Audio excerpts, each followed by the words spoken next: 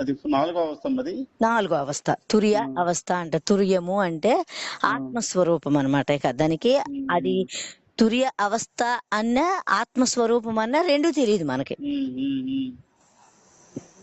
అంటే ఇక్కడ స్థూల సూక్ష్మ కారణ మహాకారణ,